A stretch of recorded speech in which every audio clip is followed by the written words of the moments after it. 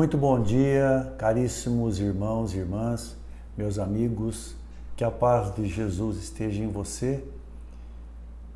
Uma reflexão que às vezes eu me pego fazendo é por conta daquilo que ouvimos na imprensa, quando abrimos os jornais, os noticiários de televisão.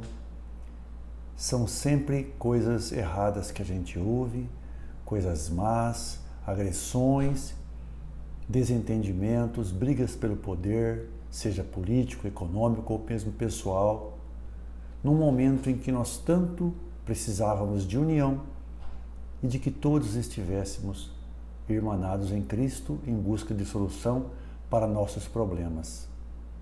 O coração do homem está poluído em sua grande maioria. O Evangelho de hoje aborda esse assunto.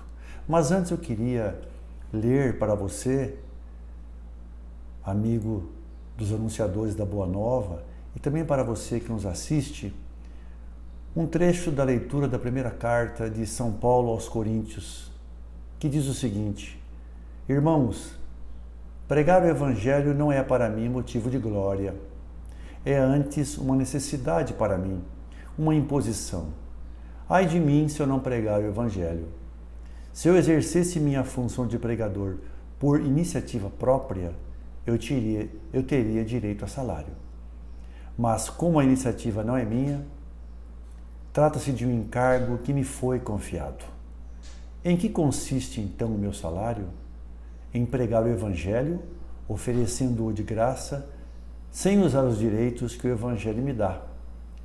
Assim, livre em relação a todos, eu me tornei escravo de todos, a fim de ganhar o maior número possível. Com os fracos, eu me fiz fraco para ganhar os fracos. Com todos, eu me fiz tudo para certamente salvar alguns.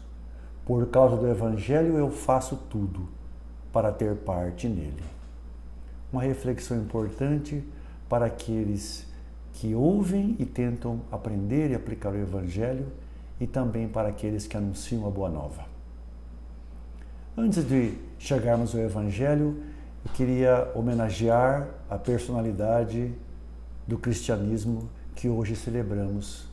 Hoje é dia 10 de fevereiro de 2021, é o dia de Santa Escolástica. Escolástica é a irmã gêmea de Bento, que depois tornou-se São Bento. Nasceram em 480, ficaram órfãos cedo, e ela foi muito devotada a Cristo e à fé cristã, muito antes de se tornar uma monja. Deu tudo o que tinha aos pobres e partiu com a sua criada mais fiel em busca do seu irmão, que já tinha um mosteiro e havia fundado a Ordem dos Beneditinos. Lá ela foi recebida por ele, por alguns monges, e conversaram. Ela manifestou a ele o desejo de seguir uma vida semelhante ao que ele e seus companheiros levavam. Assim fizeram uma adaptação para o ramo feminino dos ensinamentos e preceitos da Ordem dos Beneditinos, cujo principal lema seria oração e trabalho. Não era uma ordem de contemplação. Eles trabalhavam rigidamente com horários determinados. E assim ela fundou a Ordem das Beneditinas com os mesmos princípios da ordem que o irmão havia fundado. E com o tempo também construiu um mosteiro, e cada vez mais e mais jovens e mulheres a buscavam, procurando participar e ingressar na ordem que ela havia fundado. Ela e o irmão Bento tinham uma forte ligação espiritual, e eles se encontravam apenas uma vez por ano, na ocasião da Páscoa, por princípios rígidos e por mortificação. Eles não poderiam ficar se vendo o tempo todo. Assim, todo ano se encontravam, passavam algumas horas conversando sobre assuntos espirituais e ele partia de volta para o seu mosteiro. Num desses encontros, que por sinal foi o último, conversaram e Bento levantou-se dizendo que tinha que ir, pois tinha chegado a hora. Ela suplicou que ele ficasse um pouco mais. Ele disse que não podia, porque tinha que voltar para o mosteiro. Então ela orou a Deus e veio uma grande tempestade que impediu que ele partisse. E ele perguntou a ela: o que você fez? Ela respondeu: você não atendeu o meu pedido, eu orei a Deus e ele me atendeu. Ele foi embora pela manhã e 3 dias depois ela faleceu. Ele teve uma visão na qual aparecia ela subindo aos céus em forma de uma pomba. Porém, 40 dias depois foi a vez dele partir ao encontro dela. Ele também veio a falecer. Ambos tiveram uma vida totalmente devotada a Cristo. Seus ideais permanecem até hoje muito vivos em várias ordens ao redor do mundo, sempre com o princípio ora et labore, oração e trabalho. Santa Escolástica e São Bento, que intercedam por nós junto ao Pai. Vamos agora ao Evangelho de hoje, que está em Marcos, capítulo 7, versículos de 14 a 23. O Senhor esteja convosco, Ele está no meio de nós. Proclamação do Evangelho de Jesus Cristo segundo Marcos. Glória a vós, Senhor. Naquele tempo, Jesus chamou a multidão para perto de si e disse: Escutai todos e compreendei. O que torna impuro o homem não é o que entra nele vindo de fora, mas o que sai do seu interior. Quem tem ouvidos para ouvir, ouça. Quando Jesus entrou em casa, longe da multidão, os discípulos lhe perguntaram sobre essa parábola. Jesus lhes disse: Será que nem vós compreendeis? Não entendeis que nada do que vem de fora e entra numa pessoa pode torná-la impura, porque não entra em seu coração, mas em seu estômago e vai para a fossa? Assim Jesus declarava que todos os alimentos eram puros.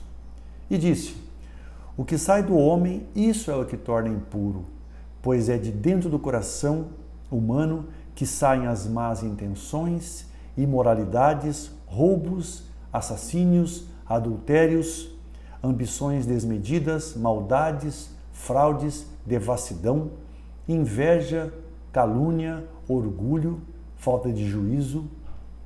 Todas essas coisas más saem de dentro e são elas que tornam impuro o homem.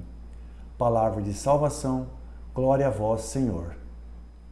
Caríssimos irmãos e irmãs, no Antigo Testamento, mais precisamente em Levítico 11, estão relacionados os alimentos que eram impuros para o consumo dos fiéis. Essa relação era destinada ao povo de Deus do Antigo Testamento. Os fariseus trataram até de aumentarem muito essa relação. Quando Jesus chegou, existiam mais de 650 leis que amarravam o homem a todo e qualquer tipo de preceito. E Jesus não veio para abolir esses preceitos. Jesus veio para aperfeiçoá-los, para atualizá-los à realidade da época. Os fariseus ainda achavam que o que eles tocassem ou fossem tocados por pessoas ou objetos também os tornava impuros. E em Jerusalém ainda hoje existem judeus ultra-ortodoxos que observam esses preceitos. Eles residem num bairro de Jerusalém chamado Mea Shearim. Lá aos sábados nada funciona, carros não circulam, não se abrem bares, restaurantes, enfim, todos ficam recolhidos. Os fariseus, a exemplo do que acontece nos dias de hoje, primavam pela aparência e pela hipocrisia. Nós até hoje vemos pessoas com discursos maravilhosos, cheios de amor e boas intenções, mas o que vai dentro de seu coração são apenas maldades, vontade de levar vantagem, cometer adultério, enfim, toda aquela relação que Cristo nos mencionou em seu Evangelho de hoje. E nesse Evangelho de hoje, Jesus mostra a todos o que torna o homem impuro. Ele veio abolir aquela crença de que os alimentos eram impuros. Aquilo não existia mais, não tinha razão de ser. E sim, aquilo que está dentro do coração do homem, aquilo é o que torna impuro os maus pensamentos, e ele relacionou más intenções, imoralidades, roubos, adultérios, ambições, maldades, fraudes. Eu acrescento corrupção que temos hoje em todos os lugares. Isso torna o homem impuro, não o que ele come, o que ele toca. Nós temos que reconhecer que existe uma luta muito grande entre o bem e o mal dentro de nós.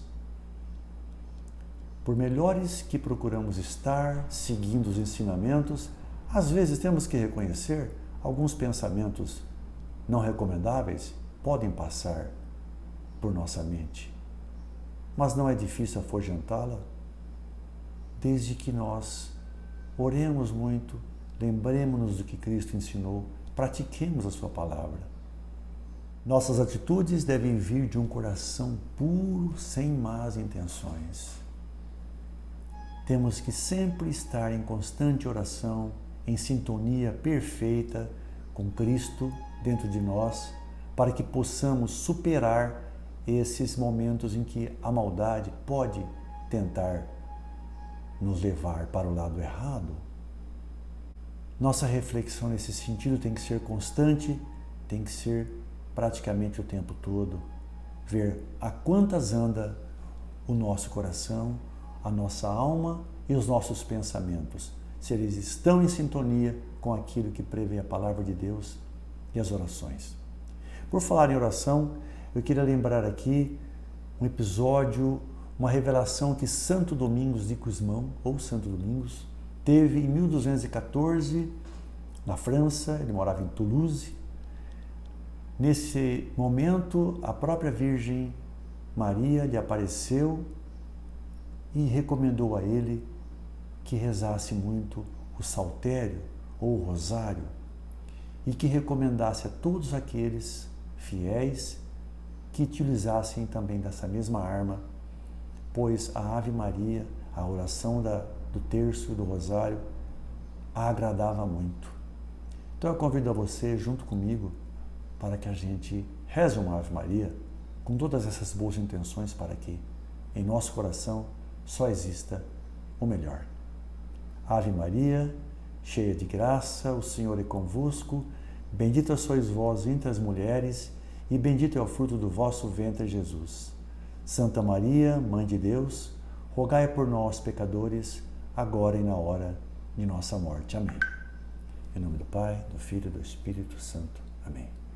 Louvado seja nosso Senhor Jesus Cristo, para sempre seja louvado. Foi para mim uma alegria estar aqui mais uma vez. Espero que a gente se reencontre em breve. Fique na paz de Jesus e também com o meu abraço. Até breve.